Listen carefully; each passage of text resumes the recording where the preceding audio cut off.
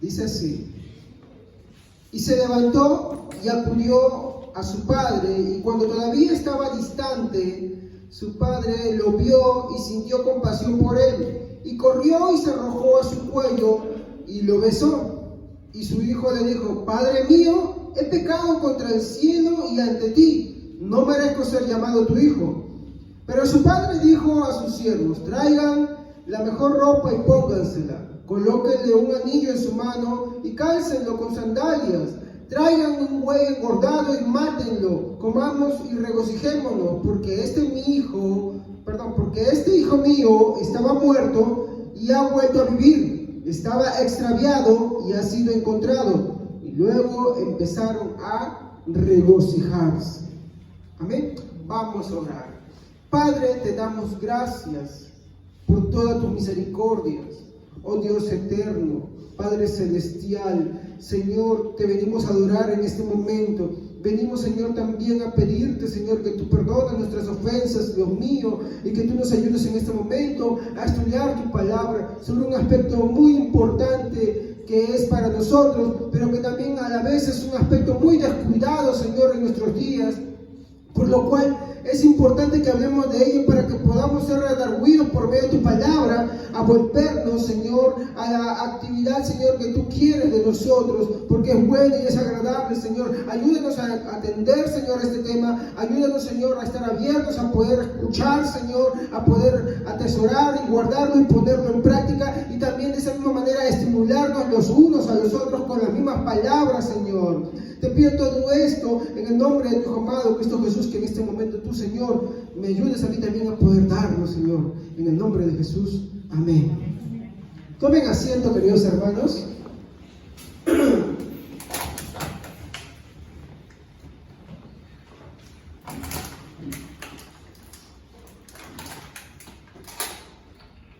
El tema de esta noche se llama Padre Nuestro.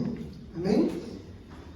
Entramos, mi hermano, de lleno a estudiar lo que es la oración, mi hermano, que nuestro Señor Jesús enseñó en Mateo capítulo 6. Esto está justamente, mi hermano, en el Sermón del Monte, ¿no? Jesús, mi hermano, después de hablar, en medio de su discurso, en lo cual empieza a hablar sobre los errores y malas interpretaciones, él, mi hermano, enseña, mi hermano, a sus discípulos cómo es que ellos debían orar de forma correcta. Y es importante que nosotros, hermanos, siempre agarremos y demos hincapié a este punto. ¿Por qué? Porque como dije en la oración, mi hermano, aunque, mi hermano, la oración es muy importante, es un tema, mi hermano, que es muy descuidado. Y también, mi hermano, que al ser muy descuidado, mi hermano, por ende, mi hermano, es también la causa de, mi hermano, hay que ser sincero, de todos los fracasos que suceden en la iglesia. Hoy, mi hermano, se malentiende con poder de Dios a las danzas, a las lenguas y a muchas cosas que vamos a estar estudiando, mi hermano, en el libro de Corintios, en estas semanas que ya vienen. Pero hay que ser sincero, mi hermano, el verdadero poder de la iglesia se encuentra en la oración. Y no hablo de que porque tú oras tú tienes poder, no, sino que el poder de Dios se manifiesta, mi hermano, ahí cuando nosotros, mi hermano, oramos a Dios, nos rendimos a Él y nos hacemos conforme a su voluntad. Pero también hemos visto, mi hermano, que a su vez, mi hermano, hay también una mala comprensión en la oración. Hay muchas desviaciones. Hemos visto oraciones egoístas, hemos visto oraciones, mi hermano, centradas, mi hermano, en muchas cosas menos que Dios. Hemos visto también esfuerzos centrados, mi hermano, en tantas actividades menos que en la oración. Y la oración es vital, mi hermano, ya que todos atravesamos momentos, mi hermano, en nuestra vida, mi hermano, de subidas y bajadas, por así decirlo. Hay momentos que estamos, mi hermano, nos sentimos tan cerca de Dios, y hay momentos que nos sentimos solos en la barca, ¿sí o no? Y es ahí, mi hermano, cuando necesitamos la oración, mi hermano, de nuestros hermanos. Y a su vez, mi hermano, también estar orando. O sea, tiene que ser un hábito y una disciplina en nuestra vida. Pero cuando nos concentramos en otras actividades que no son, mi hermano, la oración, mi hermano, por así decirlo, empieza nuestra caída. Amén. La oración es importante para preparar un tema para predicar. La oración es importante, mi hermano, para cuando tú vas a predicarle a alguien. La oración es importante, mi hermano. Cuando alguien viene a la iglesia y tú quieres que entienda, es importante orar. La oración entra en todo, mi hermano. Y bueno, esto fue lo que habíamos hablado así de lo que era, mi hermano, los aspectos de la oración, y hemos hablado muchas cosas más. Usted puede ir y verlo, mi hermano, cuántas cosas hemos hablado sobre la oración. Pero ahora quiero entrar de lleno a lo que es el Padre Nuestro. Cuando nosotros nos fijamos en el capítulo 6, en el versículo 9 al versículo 13, Jesús les dice de la siguiente manera: miren, ustedes pues oren así: Padre nuestro que estás en el cielo, santificado sea tu nombre, venga tu reino, hágase tu voluntad como en el cielo, así también en la tierra. Danos hoy el pan para nuestras necesidades. Mire cómo dice acá. Danos hoy el pan para nuestras necesidades. Perdona nuestras deudas, así como también nosotros perdonamos a nuestros deudores. Y no nos hagas entrar en prueba, sino líbranos del mal, porque tuyo es el reino, el poder y la gloria, por los siglos de los siglos. Amén. Mi versión lo dice un poco diferente, pero me encanta cómo lo dice, ¿no? Mateo 6, versículo 9 al 13. Amén. Entonces, ustedes dirán, pues pastor, ¿por qué tomó Lucas? Bueno, esto yo he tomado de un pastor que me llamó mucho la atención cómo lo dijo, mi hermano. Y cuando Jesús habla de esta historia, este pastor dice, y algo que me parece correcto, ¿no? Que en vez de decir o de llamar esta historia como se conoce como el hijo pródigo, más bien debería llamarse la parábola del padre amoroso. Porque acá, mi hermano, si bien es cierto, se ve cómo es que el hijo hace con su vida todo lo que hace. Por el contrario, mi hermano, lo que más resalta es a un padre, mi hermano, que estaba ahí, mi hermano, con misericordia, que estaba dispuesto a recibir a su hijo, que lo estaba esperando, cómo se regocija. Entonces, el enfoque está acá, mi hermano, en la actitud del padre, mi hermano. Ahora, hay que entender, mi hermano, que aquellos que estamos en su gracia, Dios, mi hermano, nos cuida, nos guía, mostrándonos siempre su misericordia. ¿Es la verdad o no? Desde que hemos sido inconversos hasta el momento en que hemos conocido al Señor, mi hermano, el Señor no nos ha rechazado. Y aún así, habiéndole conocido muchas veces, le hemos fallado, hemos pecado, le hemos ofendido, pero sin embargo su misericordia ahí ha estado presente. Y es por esa actitud que el Padre tiene que nosotros no podemos, mi hermano, vivir nuestra vida común y corriente. Si nosotros viviéramos nuestra vida no importándonos ya nada, mi hermano, entonces eso demostraría que nunca fuimos de Él. Pero cuando, mi hermano, vemos que Él es en verdad nuestro Padre, mi hermano, nuestra vida no puede ser igual. Ahora, con respecto a la oración, quiero preguntarles, ¿cómo empieza la oración acá? Literalmente, ¿qué es lo que dice? ¿Cuál es la primera palabra? Padre. Ahí quiero quedar. Padre. Yo no voy a explicar hoy día lo que es la oración del Padre Nuestro, simplemente voy a explicar un aspecto nada más que está ahí. La primera línea nada más. Las otras líneas las vamos a ver en otros servicios. Amén. Entonces, la oración empieza, mi hermano, con la palabra Padre. Y es, mi hermano, la que más, mi hermano, se usa, dado que Jesús le enseñó. ¿O me equivoco? Es más, lo usamos para todo. Algunos incluso, mi hermano, lo repiten no sé cuántas veces en sus oraciones. Y está bien. Y está muy bien. Mi hermano, no, mi hermano, uno tiene, mi hermano, que tener en cuenta, mi hermano, uno tiene que dirigirse siempre al Padre en el nombre de Jesús, tiene que invocarlo. ¿Por qué? Porque el Padre, mi hermano, refleja, mi hermano, algo, mi hermano, que quiere que entendamos para nosotros. De hecho, no quiere decir que si usted oró a Jesús y no le oró al Padre está pecando, si le oró al Espíritu Santo está pecando y no le oró a Jesús. Mi hermano, ahí tendremos que ver un tema de lo que es la economía de Dios. Eso, ahí no hay ningún problema. Pero cuando hablamos del Padre, hay que entender, mi hermano, qué es lo que esta oración quiere enseñarnos. De hecho, sí, cuando Jesús enseña, lo que quiere decir, mi hermano, es que hay que aprender, mi hermano, a entender a quién va dirigida la oración. ¿En qué sentido? a Dios. ¿Cómo muchas veces empezamos a orar? Señor, ayúdame. Señor, perdóname. Señor, dame esto. Señor, dame aquello. ¿Me equivoco? ¿Me equivoco o no me equivoco?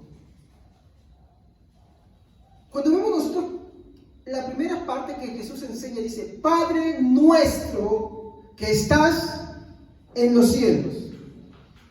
¿A dónde se está enfocando? ¿Cuál es el enfoque? Ya, pero ¿dónde está el Padre? En la misma oración lo dice, ¿sí o no?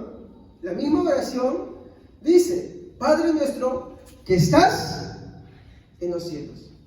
Entonces nuestra oración tiene que enfocarse ahí arriba o acá abajo. Arriba. Entonces cuando nosotros empezamos nuestras oraciones enfocándonos en nosotros mismos, o en las cosas que nos están rodeando, o en las cosas que queremos, necesitamos o nos afligimos, estamos orando mal. Porque primero hay que entender que la oración no es para nosotros, es para Dios.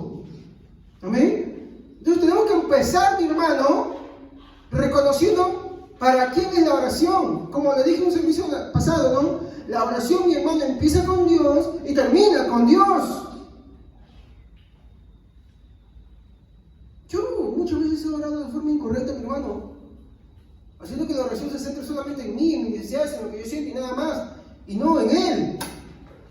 De hecho, ahí está el problema de la oración. Cuando se centra en nosotros, mi hermano, cometemos tantos errores, mi hermano, y desfallecemos, nos sentimos desconsolados, desamparados, porque no entendemos dónde tiene que estar nuestra esperanza.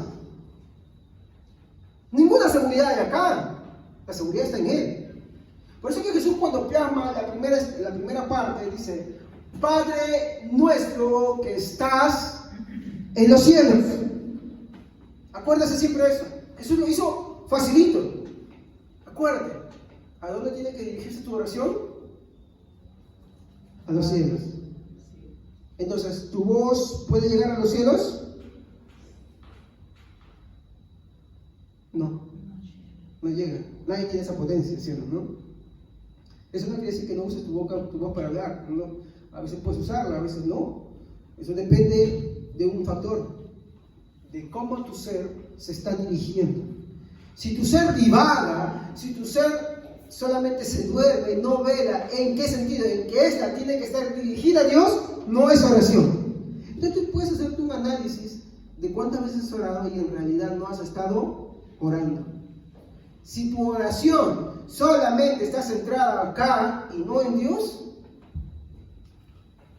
por ejemplo, un hermano que ha pecado, un hermano que le ha pasado algo, si su oración solamente se centra en lo que está pasando acá, ¿de qué sirve? La oración empieza con Dios. ¿A quién te está dirigiendo? Entonces tu oración tiene que estar centrada en el que está arriba. Amén. En los cielos. Muy bien. Algo que llama la atención, mi hermano, es que para los judíos escuchar decir a Jesús que Dios es su Padre era motivo de escándalo, ¿me equivoco? A ver, vayamos ahí a Juan, ayúdenme con esto, Juan capítulo 5, versículos 17 y 18. Vamos a ver, mi hermano, cómo es que para los judíos, mi hermano, mientras vamos buscando Juan 5, 17 y 18, como para los judíos era muy escandaloso que Jesús se refiriera a Dios como Padre. A ver, por favor. Y Jesús le respondió, mi Padre hasta ahora trabaja y yo trabajo. Por eso los judíos aún más procuraban matarle, porque no solo que levantaba el día del reposo, sino que también decía que Dios era su propio Padre, haciéndose igual a Dios. Vemos ahí el primer punto, ¿no? Ellos, mi hermano, consideraban, mi hermano, que era una ofensa que Jesús dijera que Dios era su Padre. Ahora, yo le quiero preguntar, ¿esta es una idea correcta de los judíos o incorrecta?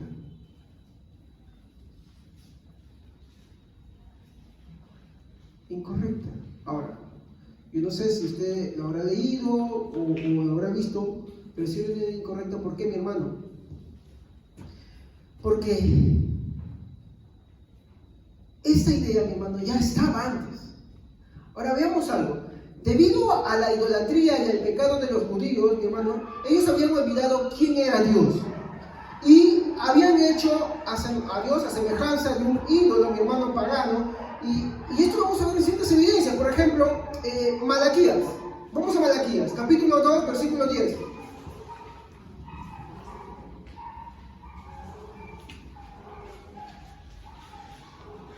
Miren, ustedes están viendo que acá los judíos, mi hermano, como dicen, por ejemplo, NBI, los maestros de la ley religiosa, se ofendían porque Jesús consideraba a Dios como su Padre, ¿no? Lean por favor lo que dice Malaquías. Amén. 2:10. ¿No tenemos todos un mismo Padre? ¿No nos ha creado un mismo Dios? ¿Por qué nos portamos deslealmente unos contra otros, profanando el pacto de nuestros padres? ¿Quién ha leído ustedes ahí? ¿Quién le dice Malaquías a Israel? ¿No tenemos todos un mismo Padre? ¿Estaba ya la idea de que Dios es nuestro Padre o no? Sí. ¿Y por qué se escandalizaba?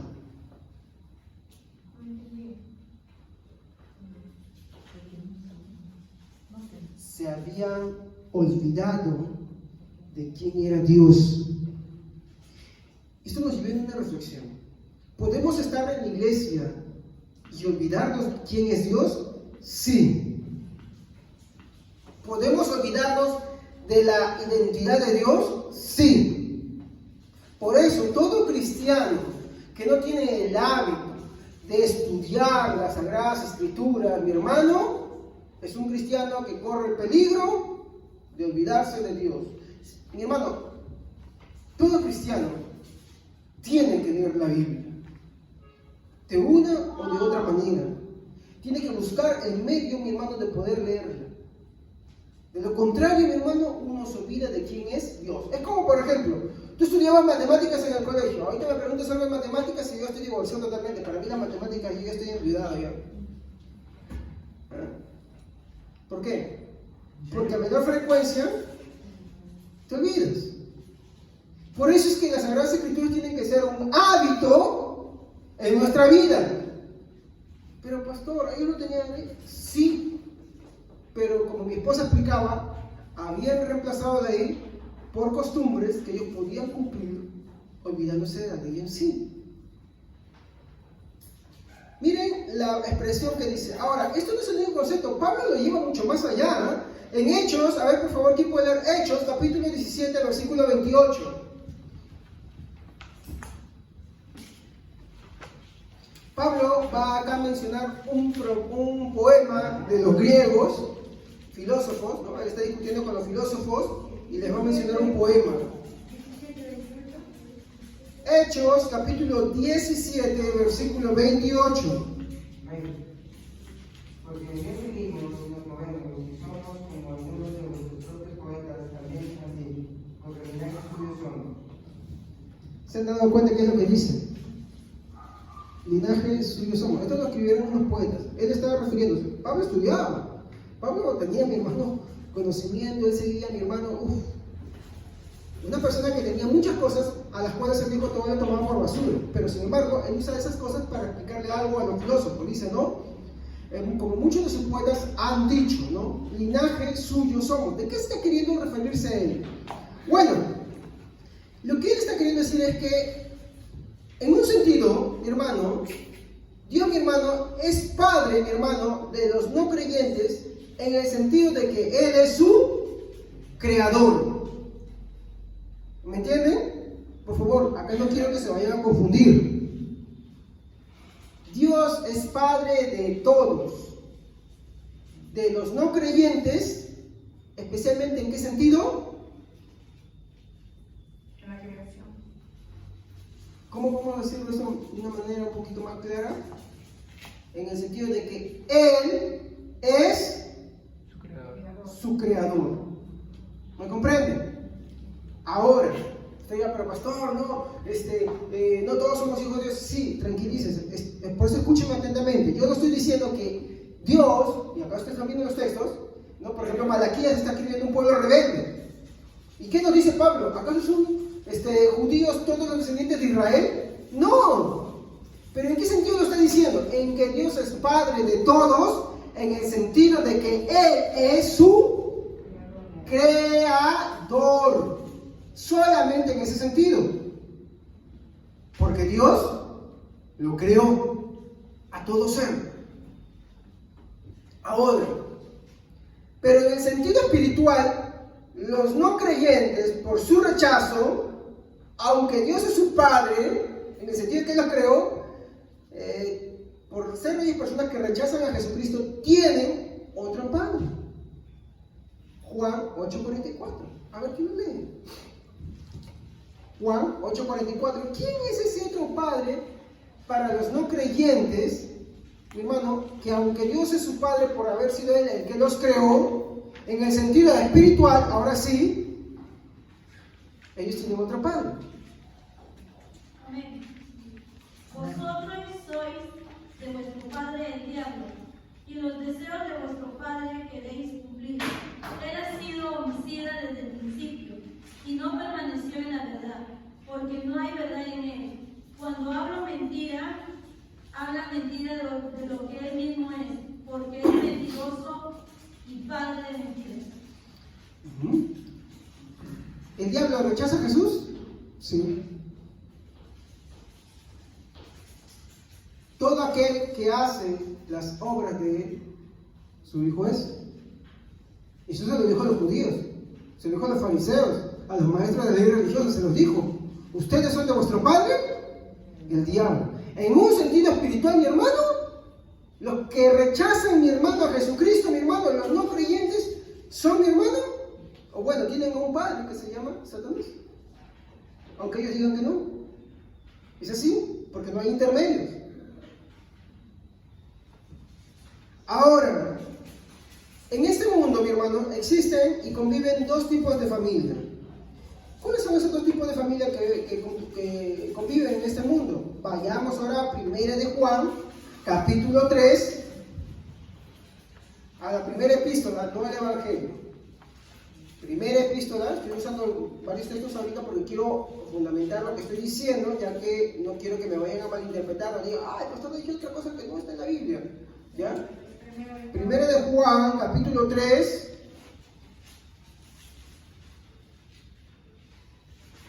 Primera de Juan, capítulo 3, versículo, yo lo voy a leer 1 al 12. Miren cuán grande es el amor del Padre por nosotros, que nos llamó y nos ha hecho hijos. Por eso el mundo no nos conoce, porque a Él tampoco lo conoce. Amados míos, ahora somos hijos de Dios, y hasta ahora no se ha manifestado lo que hemos de ser, pero sabemos que cuando Él se manifieste seremos semejantes a Él y le veremos tal como Él es. Y todo aquel que tiene esta esperanza en Él se purifica a sí mismo como Él es puro. El que practica el pecado practica injusticia, porque todo pecado es injusticia. Y ustedes saben que Él se manifestó para llevar nuestros pecados y en Él no hay pecado. Todo el que permanece en Él no peca, y todo el que peca no lo ha visto ni lo ha conocido. Hijos míos, que ninguno los engañe. El que practica la justicia es justo, tal como también Cristo es justo. El que practica el pecado es de Satanás, porque Satanás ha sido pecador desde el principio. Para esto se ha manifestado el Hijo de Dios, para destruir las obras de Satanás. Todo el que es nacido de Dios no practica el pecado, porque la simiente de Dios está en él y no puede pecar, porque es nacido de Dios. Los hijos de Dios se distinguen de los hijos de Satanás en esto: todo el que no practica la justicia y no ama a su hermano no es de Dios, porque este es el mandamiento que han escuchado desde el principio, que se amen los unos a los otros, no como Caín, que era del maligno y dio muerte a su hermano. ¿Y por qué le dio muerte? Porque sus obras eran malas y las de su hermano justas. Entonces, en este mundo conviven dos tipos de familias. Aunque Dios es Padre de todos, en el sentido que los creó, de unos, en un sentido espiritual, es Padre, porque han aceptado a su Hijo Jesucristo. Pero entre los no creyentes, ellos tienen un padre que no es Dios, que se llama Satanás. ¿Por qué? Porque hacen las obras del maligno, porque practican la injusticia. ¿Me comprenden? ¿Hasta ahí estamos bien? Muy bien. Entonces entendamos que en este mundo conviven dos tipos de familias, mi hermano. Pablo también lo afirma en Efesios 5:8, por favor. A ver, esto sí, ¿quién lo puede leer? Efesios 5:8. Y usted sigue leyendo, mi hermano, capítulo 3 de 1 de Juan, va a especificar más todavía esto, mi hermano. Amén, hermana. Porque ustedes antes eran oscuridad, pero ahora son luz en el Señor. Vivan como hijos de luz. ¿Quién es la luz? Cristo. Todo aquel que tiene a Cristo tiene la luz de Cristo. Amén. Si tenemos a Cristo, mi hermano, no solamente tenemos a Dios en un sentido como Padre, porque es nuestro creador, sino también en un sentido espiritual, porque Él es también, por medio del adopcionismo, quiere decir que Él nos adoptó en Jesús para ser coherederos con Jesús, con Jesucristo. Hemos sido hijos adoptivos. Ya no solamente porque nos creó, sino porque ahora le reconocemos como nuestro Padre y queremos practicar y vivir como su Hijo Jesucristo vivió. ¿Me comprenden? Esa es la gran diferencia. Mientras que los que no, mi hermano, hacen su vida, mi hermano, como ellos quieren, mi hermano, como ellos anhelan, como ellos desean. Y esto, mi hermano, los hace, mi hermano, hijos de oscuridad. Muy bien. Acá quiero aclarar, solo los que creen, mi hermano, han sido hechos partícipes de la nueva naturaleza en Jesús. Esto lo vemos en Juan 1:12. Y acá quiero aclarar, esto que se cree, mi hermano, no es que yo un día pasé o hice la oración del penitente y me arrepentí. No. Esto quiere decir, mi hermano, y esto lo hablo en un tiempo presente, es aquellos, mi hermano, que han creído, que creen y creerán. ¿Qué quiere decir? Que si en un pasado yo creí, mi hermano, ahora voy a continuar creyendo. Y si pasan años, mi hermano, y todavía estoy vivo, tengo que continuar creyendo en Dios. Tiene que ser algo práctico, continuo. No es algo que yo dejé en el pasado, como algunos dicen, no, sí, yo soy salvo porque yo creí un tiempo y viven su vida y se van al mundo y hacen lo que quieren y para ellos no pasó nada porque dicen, no, sí, yo me entregué. Por eso es que esa práctica de pasar adelante, hacer eso no es correcto. No es que esté mal. Hay gente que lo hace sinceramente, pero algunos se engañan. Muchos se engañan. De hecho, esa es una práctica, mi hermano, que tampoco ha sido, tú no ves, por ejemplo, en el Pentecostés, que la gente fue corriendo adelante a entregarse, no. Ellos estaban angustiados y dijeron, varones, hermanos, ¿qué haremos? Arrepiéntanse. Es lo que les dijo Pedro, ¿se acuerdan? Arrepiéntanse. Él no dijo, vengan acá para que hagan la oración penitente, no. De hecho, mi hermano, ellos tenían que demostrar frutos dignos de arrepentimiento. Algo que estaba leyendo, mi hermano, en la historia del cristianismo es que los cristianos, mi hermano, tenían la costumbre que antes de bautizarse pasaban como 2 años de lo que se conoce como el catecumenado, ¿no? Pero no me acuerdo ahí si lo estoy diciendo bien, ya, la palabrita, pero eran 2 años en los cuales, mi hermano, se les instruía bien, mi hermano. Y el día de su bautismo era una fiesta, mi hermano. Era una gran alegría, porque eran incorporados al cuerpo de Cristo.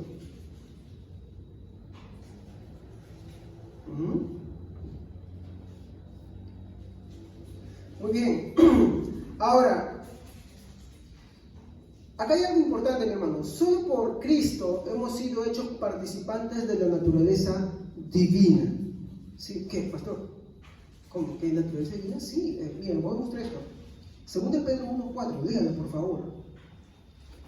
Es que yo, mientras vamos buscando, quiero explicarles algo. Mi hermano, nosotros antes vivíamos en la corriente de este mundo. Cuando mi hermano, Jesucristo, mi hermano, entró en nuestros corazones, mi hermano, hemos sido hechos partícipes de Él y de esa naturaleza divina. ¿Por qué? Porque Él está en nosotros, está con nosotros y nos va a llevar a bien, nos va a hacer perseverar en Él. Y cuando muramos, mi hermano, Él, mi hermano, nos va a resucitar, nos va a redimir, va a transformar lo corruptible en incorruptible, mi hermano. A ver. Segunda de Pedro, capítulo 1, versículo 4. Amén. Por medio de los cuales nos ha dado preciosa y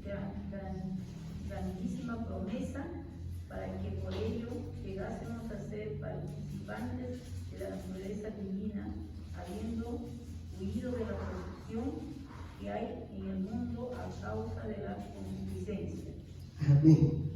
¿Se dan cuenta? Hemos sido partícipes, llamados a vivir en esa vida de santidad, de santos, algo que no era parte de nosotros, pero gracias a Él hemos sido hechos partícipes de eso, porque podríamos estar viviendo nuestra vida como querramos o no, haciendo lo que mejor nos parece, yendo por donde nos da la gana, sin que nadie nos diga A o E, haciendo como mejor nos parece, o me equivoco. Sí, pero sin embargo, gracias a Jesucristo, hemos sido hechos partícipes de esa naturaleza, mi hermano, divina. Ahora, miren, hemos visto, mi hermano, cómo es que mi hermano, Dios, mi hermano, es nuestro Padre. Amén. Hemos visto, mi hermano, también cómo es que en el Antiguo Testamento, mi hermano, había, mi hermano, ya ese concepto de que Dios era también nuestro Padre. Y también hemos visto, mi hermano, cómo es que Dios, en un sentido de que Él es creador, es Padre de todo. ¿Estamos? A veces ahí está la idea incluso, y ahí está creo que el mayor error de los cristianos. Ponen a Satanás, mi hermano, como que si esto fuera la lucha entre dos poderes. No, mi hermano, lo deifican a Satanás. Y discúlpeme, a mí no me gusta hablar de él, pero hay que hablar de algunas cosas, mi hermano. Se le da el sentido de también como que él tiene el poder de matar y hacer cosas. No, él no hace nada si Dios no se lo permite. ¿Estamos? Él no hace nada si Dios no se lo permite. Y si Dios dice que no, no. Y punto. Y él tiene que obedecer. Porque Dios es soberano y Satanás no. Dios es omnipresente, Satanás no. ¿Me entienden?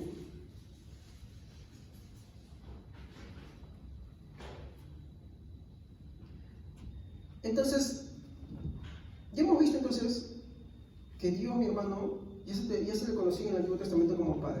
Ahora quiero que veamos algo. ¿Cómo era la perspectiva judía de Dios? ¿No?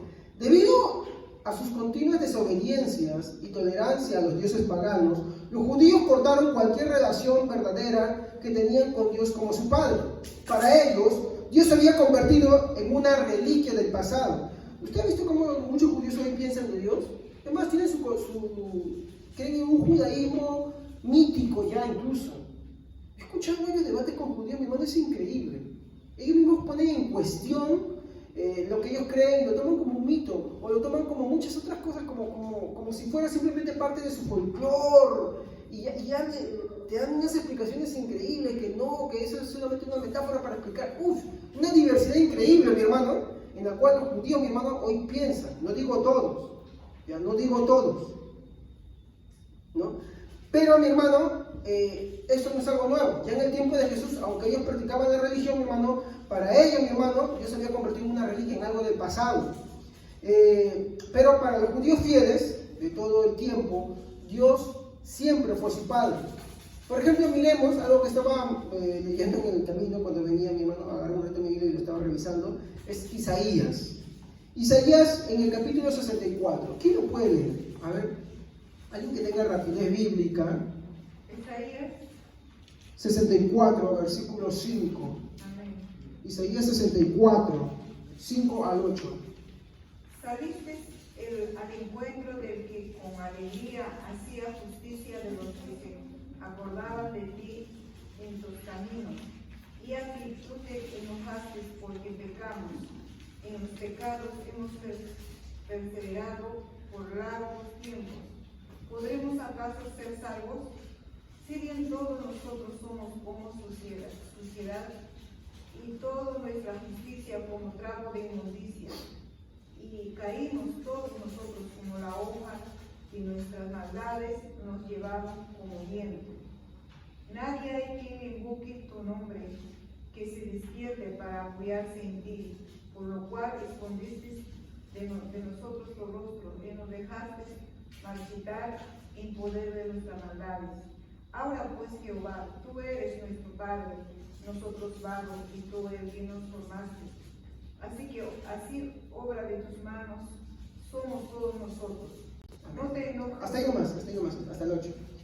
Yo quiero resaltar acá un punto.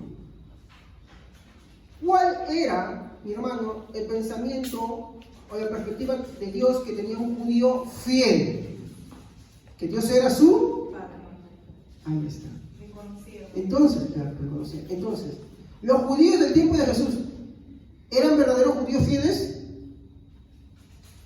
No. Porque no reconocían a Dios como su Padre. De hecho, todo cristiano verdadero tiene que reconocer a Dios como su Padre. ¿Me comprende? Hoy se hablan de tantas teologías y tantas cosas. No que la teología sea mala, sino que hay, por eso hay que estudiar teología, mi hermano. Hay teologías incorrectas, hay teología cuerda, por ejemplo. ¿No? Hay teología liberal.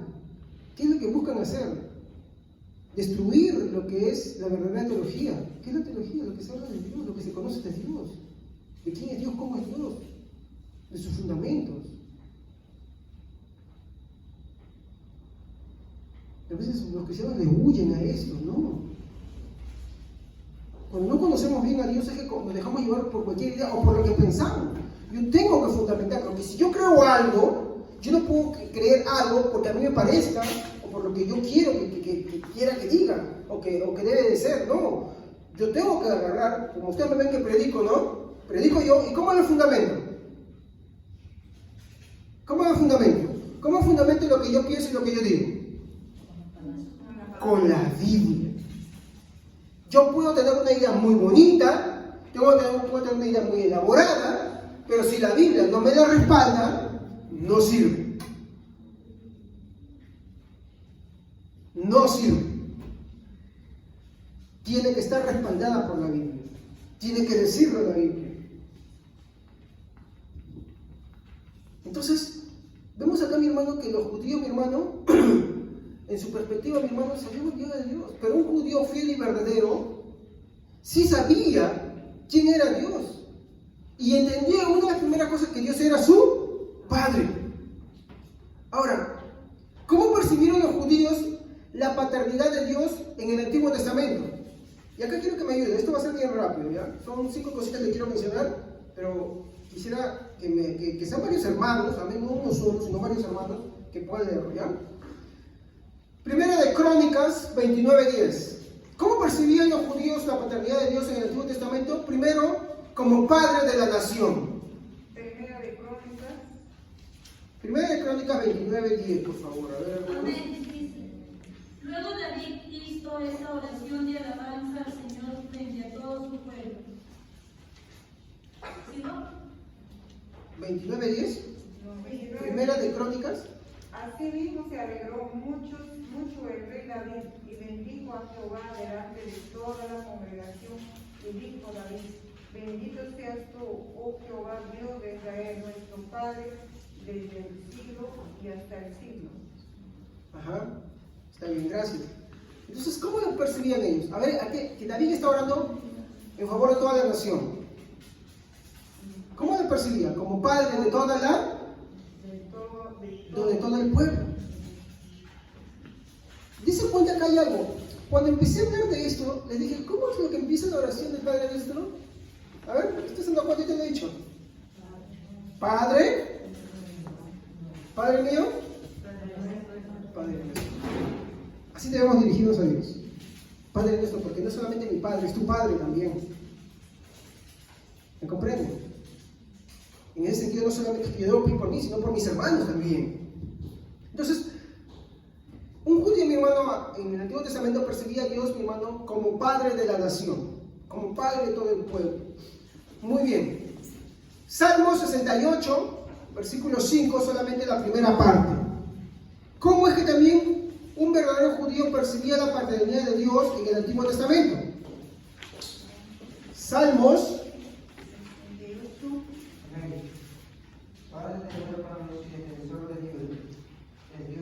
Hasta ahí más. Padre de huérfanos. De verdad, y ahí es donde quedarán esos pastores que paran predicando que no hay que adoptar porque tú no sabes de qué familia vendrá, y que el demonio generacional y que la maldición generacional. Dios mío.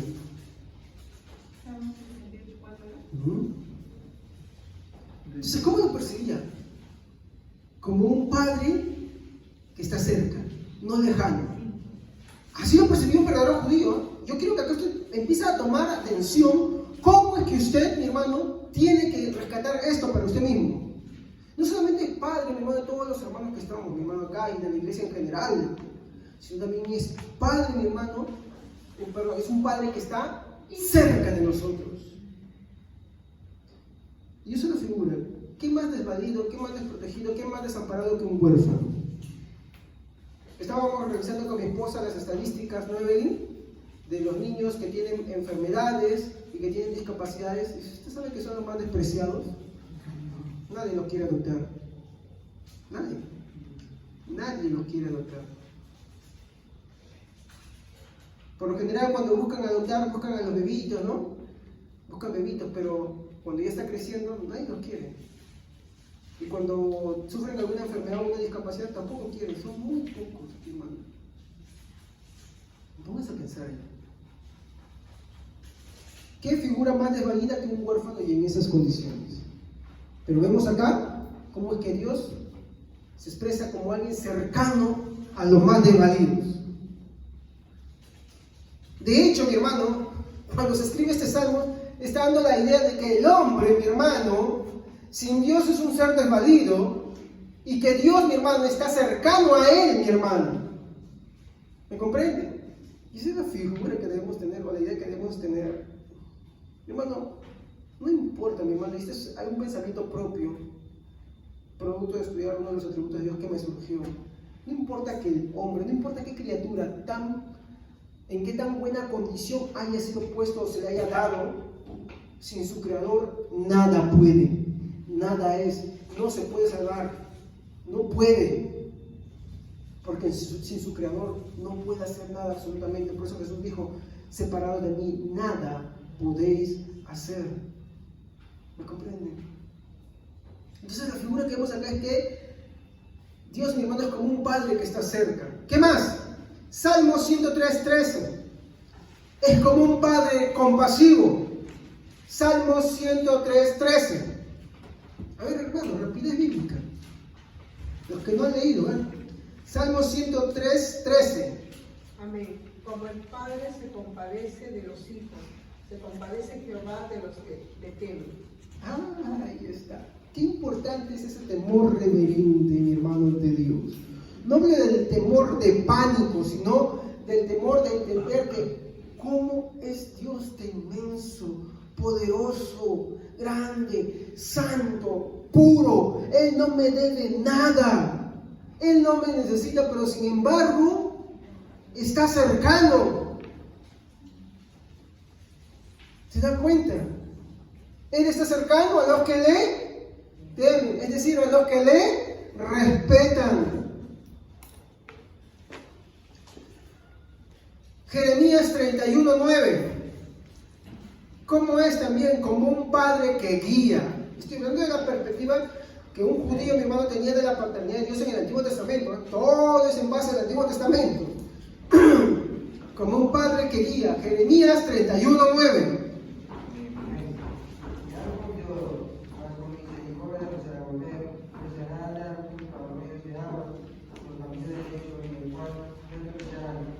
¿Podría repetirlo, hermano, que no lo escuchaste acá?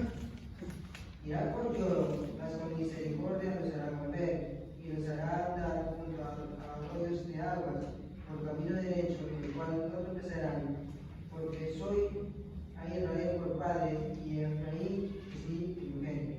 Se dan cuenta, ¿no? Yo lo voy a guiar, los voy a llevar por este sendero, los voy a dar esto. ¿Qué es la expresión que está queriendo decir acá, no? Mire, en el tiempo de Jeremías, mi hermano, él ya estaba hablando de que iba a venir el rey Nabucodonosor, mi hermano, que iba a destruir esto, y le está diciendo, yo soy como guía. Yo los voy a llevar por esto, aquello y lo otro. Pero ellos no querían aceptar a Dios como guía, querían guiarse a ellos a sí mismos. Así es, mi hermano, el hombre, incluso dentro de una iglesia, cuando quiere guiarse por sus propios pensamientos, por sus propios pareceres. Por eso yo le dije, qué importante, mi hermano, es que nuestra guía, mi hermano, sean las escrituras. De hecho, bueno, las escrituras son la voz de Dios, ¿no? La voz de Dios como nuestro Padre. Más adelante vamos a hablar, de fundamento de lo que es, ¿no? Las Sagradas Escrituras. Cómo es nuestra guía de norma, fe, conducta y gobierno. Es importante entender eso, mi hermano. Dios nos ha dejado a través de su palabra, mi hermano, lo que Él desea, su voluntad, de aquí a que quiere que nosotros sigamos. Hoy día no necesitamos hablar así, Señor, ábreme, no. ¿Tú quieres que te abre? Abre tu Biblia, Él te va a hablar ahí. Él te va a decir, Él te va a mostrar la guía que tú quieres.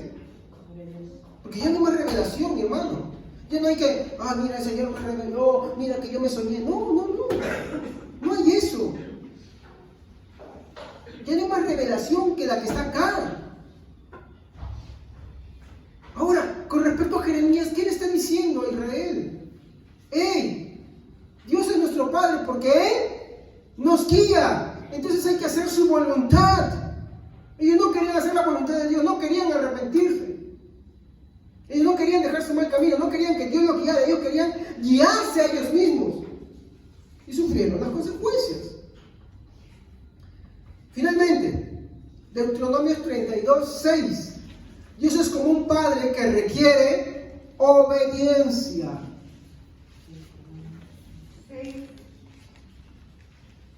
Deuteronomio 32:6. Y así le pagas al Señor, pueblo tonto y necio. ¿Acaso no es tu Padre, tu Creador, el que te hizo y te formó? Fuerte, ¿no? Así le pagas, pueblo necio y tonto. Eres tu Padre que te creó, pero así le pagas.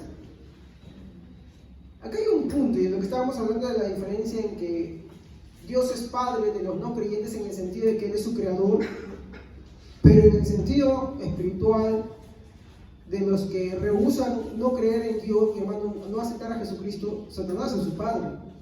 Pero para nosotros que hemos sido hechos participantes de la naturaleza divina, mi hermano, por medio de Jesucristo, Dios ha venido a ser nuestro Padre, no solamente en el sentido de que Él es nuestro Creador, sino en un sentido espiritual porque hemos sido adoptados en Jesucristo.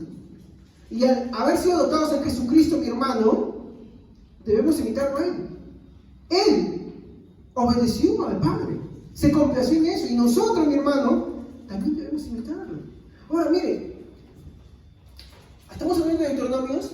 Moisés está guiando al pueblo de Israel, lo saca con mano poderosa, mi hermano, a Israel del desierto. Con mi familia estamos viendo, mi hermano, una serie de Moisés, mi hermano, bien detallada, bien larguita, mi hermano, pero nos sirve, ¿no? Y algo que reflexionábamos es, mira, ¿qué cosas Dios hizo por Israel? Pero sin embargo, ¿cómo le paga? O sea, Dios te ha rescatado a ti de tu vana manera de vivir. Tú estarías peor, pero agarras y decides vivir como tú quieres, rebelarte contra Él, hacer tu voluntad y no la voluntad de Él. Y ahí está lo que dice. ¿Puedes repetirlo, hermana, por favor? Y así le pagas al Señor, pueblo tonto y necio. ¿Acaso no es tu Padre, tu Creador, el que te hizo y te formó? Más directo no puede ser, ¿no? Más directo no puede ser. Entonces, ¿cuál era la perspectiva, mi hermano, que un judío tenía sobre la paternidad de Dios en el Antiguo Testamento? Que él requería obediencia. No es que se predique, mi hermano, la palabra de Dios, mi hermano, y tenga que quedar en costal roto, mi hermano, no. O a veces algunos malinterpretan pensando que cuando la palabra de Dios tiene que ser juzgada, no es juzgada para decir no me parece, sí me parece, o yo creo que no me parece, o yo creo que sí me parece. No. ¿Saben cómo se juzga la palabra de Dios? ¿Saben con qué? Con la misma palabra de Dios. O sea, yo, por ejemplo, yo invito a un hermano acá a predicar. Yo escucho ya, entonces tengo que comprobar. A ver, ¿qué dijo esto? Ya mencioné esto, muy bien. ¿Está de acuerdo con lo que dice la palabra de Dios? Sigo indagando. Sí está de acuerdo. No está de acuerdo. Esto viene del mismo. ¿Me entienden? Así se hace, así se juzga.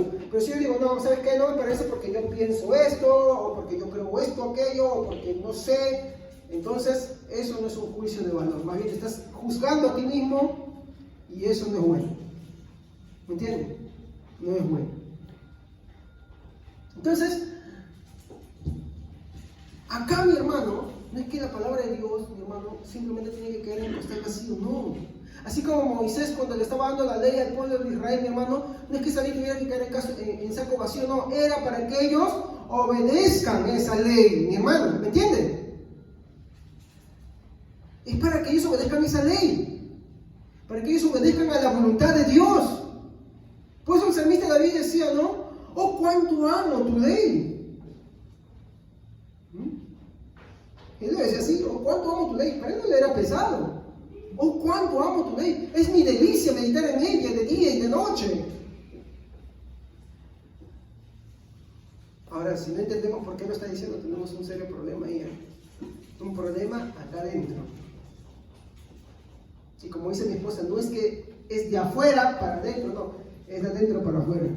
Es al revés. Como pueden ver, a Dios sí se le llamaba Padre en el Antiguo Testamento. Pero para cuando Jesús llega, ¿qué había pasado? Se había olvidado. Y el texto que le mencioné, ¿no? ¿Cómo se escandalizaban cuando Jesús decía que Dios era su Padre? ¿Sí o no? ¿Y estaba diciendo mal? Ahora, ¿los judíos estaban juzgando a Jesús? Sí, ¿no? Ahora, ¿su juicio era correcto conforme a las Escrituras o a su parecer y pensar de ellos? Muy bien. Entonces esto nos lleva a la perspectiva bíblica de Jesús sobre Dios. Jesús presentó a Dios como un Padre amoroso, caritativo, para con los que le conocen, aman y obedecen, ¿no? De hecho, mi hermano, recuerden lo que les mencioné. El pueblo de Israel, mi hermano, se había apartado de Dios en el sentido, mi hermano, de que ellos, mi hermano, lo habían considerado como una reliquia, habían, como también ellos lo habían despreciado, que al momento que ellos creían en Dios, decían creer en Dios, ellos toleraban el paganismo, toleraban a los dioses dentro de su pueblo, ¿o me equivoco? ¿Sí o no? Y es como decir, nosotros decimos, yo creo en Dios, pero tolero ciertas cosas también, ¿no? Entonces, ahí, mi hermano, nosotros vemos cómo ellos estaban haciendo una mezcla de cosas y se estaban volviendo a Dios. ¿Y cuál era el problema de eso? Que ellos estaban considerando al Dios de la Biblia como si fuera un Dios pagano. ¿En qué sentido? ¿Cómo ven las religiones paganas a Dios? O a sus dioses. Acá. ¿Cómo lo ven? Como alguien vengativo, celoso, ¿no? Y que ellos tienen que hacer muchas cosas para ganar sus favores, ¿sí o no? Tienen que hacer cosas, ¿no? Para sobornarlos, tienen que dar ofrendas para que su Dios se complazca en ellos, ¿sí o no? Y eso es lo que habían reducido a Dios. Por eso era peligroso, por eso es que Dios les dijo que no tenían que permitir eso, porque ellos iban a contagiarse de eso. Y eso es lo que había sucedido. Ellos habían tomado las ideas del paganismo y la habían puesto a Dios. Y de esa manera ellos se fueron alejando de Dios. Se fueron distanciando y fueron cambiando el concepto. De tal manera que cuando Jesús llega y le habla sobre Dios como su Padre, mi hermano, se escandalizaban, se rasgaban la ropa. Pero como les he demostrado ahora, ¿cuántas veces en el Antiguo Testamento se llamaba a Dios como Padre? ¿Cuántas veces? Y esos son unos cuantitos textos, ¿eh? Hay más todavía. Yo le invito a que cuando vaya usted a su casa, busque la palabra en que se usa a Dios con referencia como Padre en el Antiguo Testamento y va a encontrar un montón, mi hermano. Entonces, ¿qué hace Jesús? Recordarles lo que se habían olvidado. El concepto de Padre no era nuevo. Es que ellos se habían olvidado. Como nosotros nos podemos olvidar muchas veces. No nos olvidemos. Dios no es un Dios a nuestra concepción.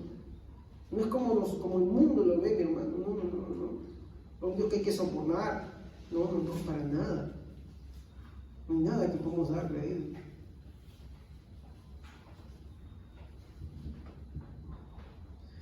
Miremos cómo es que presenta Jesús a Dios. Mateo capítulo 7, versículos 7 al 11. ¿Se lo tiene? ¿Lo puede leer? Mateo capítulo 7, versículos 7 al 11. Léelo.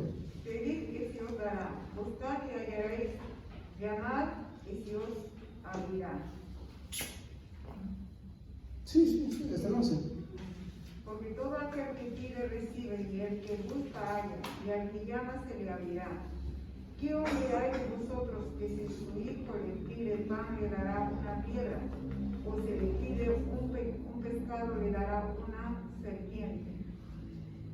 Pues si vosotros, siendo malos, sabéis dar buenas dádivas a vuestros hijos, ¿cuánto más vuestro Padre que está en los cielos dará buenas cosas a los que le piden? ¿Se dan cuenta? ¿Cómo presenta Jesús al Padre? ¿Y era un concepto nuevo? Ya hemos visto eso en los versículos que le mostré, ¿no? Cómo tenían la perspectiva de los judíos del Antiguo Testamento, ¿sí o no? No era un concepto nuevo. Se habían olvidado, habían paganizado a Dios. Esta es una de las razones tan importantes, mi hermano, por qué hay que estudiar lo que se llaman los atributos de Dios. Cuando uno conoce los atributos de Dios, uno deja de pensar en Dios como uno lo quiere creer. Porque cuando uno, mi hermano, hace a Dios como uno se imagina, eso se llama idolatría. Y eso es peligroso. ¿Sabes por qué? Porque ya no estás acudiendo a Dios. No al Dios de la Biblia, sino al Dios que tú te has hecho. Y eso es idolatría, mi hermano, pura. Gente que, por ejemplo, porque tiene un familiar que no es convertido, es un mayor ejemplo, ¿no? Y dice, no, que Dios es amoroso y por lo tanto, incluso dicen, hay fe también en la gente que no cree en la iglesia, que no está en una iglesia, incluso más fe que uno diciendo que está en la iglesia. Justo le comentaba a mi esposa, le decía, ¿no? Mientras que yo trato de enseñar a veces, ¿no? Le digo, ¿tú por qué amas a tu hijo? Porque es tu hijo, ¿no? Hay algo en él que te involucra a ti, el amarlo, ¿sí o no? ¿Por qué estás con él? ¿Por qué lo amas? Hay algo en esa persona que involucra o que te impulsa a ti a amarlo, ¿sí o no? Ese es tu amor. Pero cuando nosotros decimos que Dios es amor, hay algo que leí a mi hermano que me da atención. Es algo perverso querer comparar el amor que nosotros tenemos con el amor de Dios. Porque la Biblia dice que Dios es amor. ¿Me entienden? Pero hubo un punto en la historia en la que nosotros no existíamos. Entonces, ¿cómo es amor? Es un amor que no radica en el ser al que se le da, sino en uno mismo. Por eso es que dice la Biblia que Dios es amor. Y eso lo vamos a ver muy amplio cuando veamos el atributo de Dios sobre el amor verdadero. El problema está que a veces queremos hacer que Dios, mi hermano, sea, mi hermano, igual como nosotros, tratando de humanizar a Dios. Y no es así.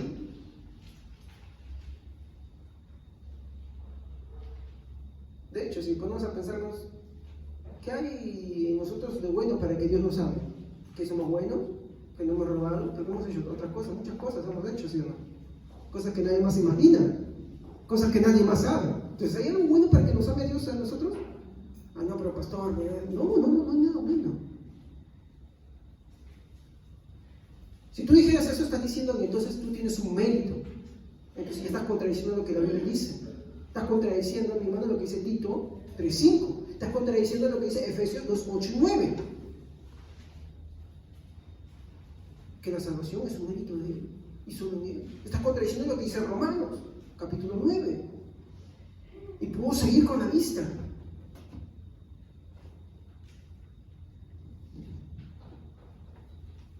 Él ama porque Él es amor, pero no es un amor como el que nosotros tenemos. Por eso hay que tener cuidado de cómo tenemos una concepción de Dios. Por eso es importante estudiar la Biblia, entenderlo, comprenderlo.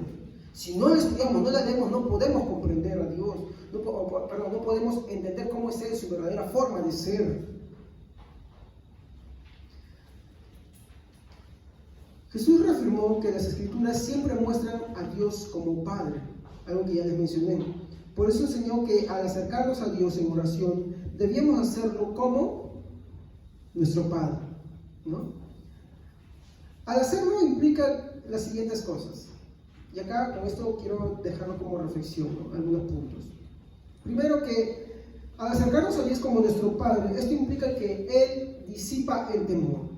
Como les dije hace un momento, todas las religiones, mi hermano, tienen a sus dioses, mi hermano, como si fueran dioses vengativos, celosos, a los que hay que hacer cosas para agradarlos, para sobornarlos, para ganar sus favores. Con Dios no. Con Dios no es así. Dios nos da las cosas muchas veces sin nosotros merecerlo. Y una de esas primeras cosas, mi hermano, es la salvación. No la merecíamos. Amén. Y nos la dio. Entonces, nosotros, mi hermano, cuando nos acercamos a Él, mi hermano, podemos, mi hermano, tener la tranquilidad, mi hermano, de que nuestro Dios, mi hermano, no es como los dioses de las demás religiones, sino que Él es nuestro Padre. Él es nuestro refugio. Amén. Por eso el salmista de David decía, Él es mi castillo, Él es mi roca. Y cuando Él estaba hablando de roca, no se refería a una piedra. Él está hablando de una roca tipo peña en la cual tú puedes estar y esa no se va a mover. ¿Me entienden? No se va a mover. O sea, lo que Él decide y Él hace va a permanecer intacto. Esa es la mayor seguridad del creyente. Muy bien. ¿Qué más? Que al tenerlo a Él como Padre, ¿no? Como nuestro Padre, esto nos infunde esperanza. Por ejemplo, tenemos tantos miedos de nuestro futuro muchas veces. ¿Qué va a ser? Yo, por ejemplo, tengo temores. Tengo temores de qué va a ser cuando ya llegue un momento en que me tenga que ir de esta vida y qué va a ser de mis hijos. Sí, tengo temores. Es un temor que todos los días está en mis oraciones, ¿no? Mateo 7:11. ¿Qué dice? Pues si ustedes siendo malos saben dar buenos regalos a sus hijos, ¿cuánto más su Padre que está en los cielos dará cosas buenas a los que se las pidan? ¿Le infunde esperanza? ¿Sí o no? ¿Por qué? Porque mi hermano se encarga de nuestro futuro. Él ve por nuestro futuro. ¿Qué también implica al acercarnos a Dios como nuestro Padre? Que Él elimina la soledad. Él nunca, mi hermano, nos va a dejar solos. Hebreos capítulo 13, versículo 5.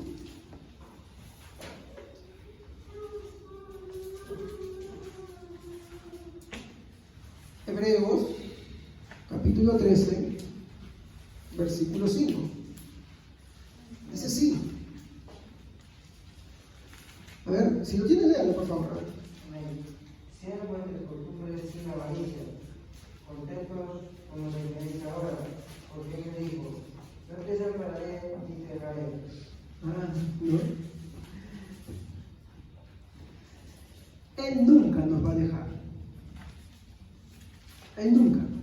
Te pueden fallar el hombre, la mujer. Muchas personas te pueden fallar. Muchas personas te pueden desamparar. Pero Él nunca te va a dejar solo. De hecho, la relación a la que Él en la oración nos invita es a tener a Dios como un Padre cercano. Miren la profundidad cuando dice Padre nuestro. Padre nuestro. Muy íntimo, ¿sí o no? ¿Qué también hace? Vence el egoísmo, ¿no? ¿Cómo empieza la oración? ¿Cómo empieza? ¿No? Padre nuestro. ¿Está en singular o está en plural? Singular es uno solo. Plural es plural. Está en plural. Cuando tú estás diciendo Padre nuestro, no te estás tomando a ti solo. Estás incluyendo a quiénes? A tus hermanos. Acuérdate de eso. La oración te invita a la reflexión de que tu oración no tiene que ser egoísta, sino que tiene que ser no solamente por ti, sino por la de todos tus hermanos. Amén. Por su bienestar, por su salud, por cómo están ellos, por su búsqueda de Dios, por su condición ante Dios. Muy bien. También, mi hermano, se refiere a que Él provee recursos. Y acá quiero hacer una diferencia. No soy predicador de la prosperidad, por si acaso. Yo estoy en contra de eso. Sino que cuando Él se refiere a que Él provee recursos, mi hermano, hablo, y a ver quién me va buscando Efesios capítulo 1, verso 3, a que es infinito en los recursos sobre lo que es la paz, la comunión, el conocimiento, mi hermano, que Dios provee abundantemente. La paz, ¿por qué? Porque es verdad, Jesús, mi hermano, nunca nos mintió y dijo, en el mundo tendréis aflicciones. Sí, hay aflicciones, pero Él dijo que no nos teníamos que afanar por eso o dejar embargar por eso. Es más, Él dijo, yo he vencido al mundo. Por eso Él dijo, mi paz os dejo, mi paz os doy. Yo no la doy como el mundo la da. Cuando tenemos esas aflicciones, estamos, mi hermano, en esos momentos en los que no sabemos qué hacer, nos sentimos desesperados, mi hermano. Son esos momentos, mi hermano, en los que hay que orar. Acuérdate lo que significa decir Padre nuestro, y ahí viene la expresión, que estás en los cielos. Mire cómo la expresa, estás en los cielos. Nada de lo que está en esta tierra, mi hermano, va a poder hacerle frente a Él. Nada de lo que está acá, que son cosas, mi hermano, imperfectas, van a superar a los dones perfectos que Él da. Y en un mundo en el cual la paz, mi hermano, es algo que es tan voluble, tan frágil, Él te provee paz, pero la paz verdadera. La comunión, sí, porque muchas veces te hace entrar en comunión cuando tú muchas veces estás desfalleciendo, ¿no? El conocimiento también, porque Él dijo, pídanle en abundancia. Entonces, mi hermano, yo puedo mencionar muchas cosas acá y hacer una prédica solamente de los recursos que Dios da, mi hermano. Por eso es importante, mi hermano, entender este punto esencial, que Él es nuestro Padre y Él está en los cielos, de donde proviene todo. Amén. Finalmente, exige obediencia. Dios, mi hermano, como nuestro Padre, como Jesús lo presentó, también exige obediencia. Así como los fieles judíos del Antiguo Testamento tenían el concepto de Dios, que era un Padre que pedía obediencia, también para nosotros es igual, ¿no? El ejemplo más verdadero, mi hermano, lo vemos en Jesús. Como verdadero hijo obediente, mi hermano, obedeció al Padre, se complació en obedecerlo, ¿no? De hecho, no lo vamos a leer, pero eso lo tenemos, ¿no? El momento en que Jesús ora en el huerto de Getsemaní, mi hermano, y le dice, Padre, si es posible pase esta copa, pero no se haga conforme a mi voluntad, mas hágase tu voluntad. Ahora, acá viene la reflexión. Si Jesús, siendo el Hijo verdadero, unigénito de Dios, unigénito del Padre, se complació en obedecer al Padre, mi hermano, nosotros, hay que entender, no somos hijos verdaderos. ¿Sabes qué somos? Hijos adoptivos. Si Dios nos adoptó. Nosotros creemos en el adopcionismo, por eso. Él nos adoptó. Acá ninguno es hijo verdadero, solamente Jesucristo. Amén. Y fuimos adoptados por el Padre en Jesucristo. Fuimos adoptados por el Padre en Jesucristo. Entonces, si somos hijos adoptivos, con mayor razón debemos deleitarnos y buscar obedecer a Dios. A ver, y con esto termino.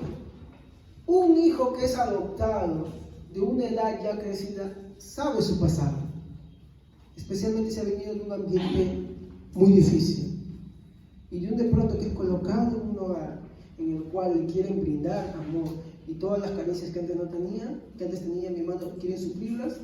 ¿Qué entiende? ¿Qué entiende?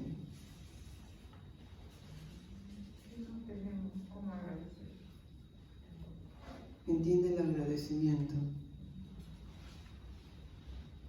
Por eso es más acomedido. Muchas veces, no digo todas las veces, ¿no? Pero es lo correcto, ¿no? Es atento, amable y todas esas cosas. El carácter de alguien que ha sido adoptado, que entiende su pasado, que sabe lo que ha vivido y que sabe cómo está ahora.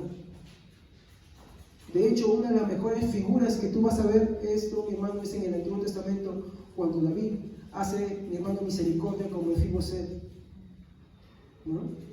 Lo toma como un hijo suyo más en la mesa. ¿Se dan cuenta? Ese es el carácter.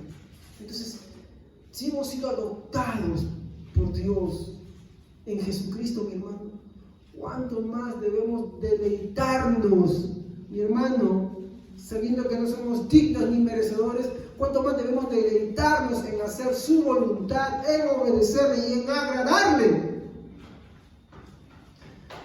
Entonces, finalmente, cuando más entendemos esto, mi hermano, es cuando más tenemos que acercarnos, mi hermano, en el nombre de Jesús, para invocar al Padre con total libertad y confianza. De tal manera que cada vez que se hace una oración, usted puede entender, ¿no?, a quién se está acercando y cómo debe considerarlo. Jesús lo mostró. Usted tiene que llamarlo Padre nuestro que estás en los cielos. Gloria a Dios. Amén. oración entenderlo, comprenderlo. ¿Qué implica esto? Padre nuestro, que estás en los cielos. Muchas gracias por todos estos favores inmerecidos. Padre, fuiste tan bueno y nos diste lo que no merecíamos, Señor. Rogamos a ti, tú nos guíes siempre, Señor, y nos impulses a ser siempre obedientes. Señor, gracias por haber mandado a tu Hijo Jesucristo. Padre, gracias por todas esas bendiciones que tú mandas de los cielos. Tu Hijo nos enseñó a orarte a ti, a mirar, Señor, al cielo, para entender que nuestra mira no debe estar en esta tierra, no debe estar en las cosas que son perecederas, sino en las cosas eternas. Que nuestro socorro no debe estar puesto en las cosas que están acá en esta vida, Señor, sino en los cielos, de donde viene nuestro Salvador y Redentor, Jesucristo.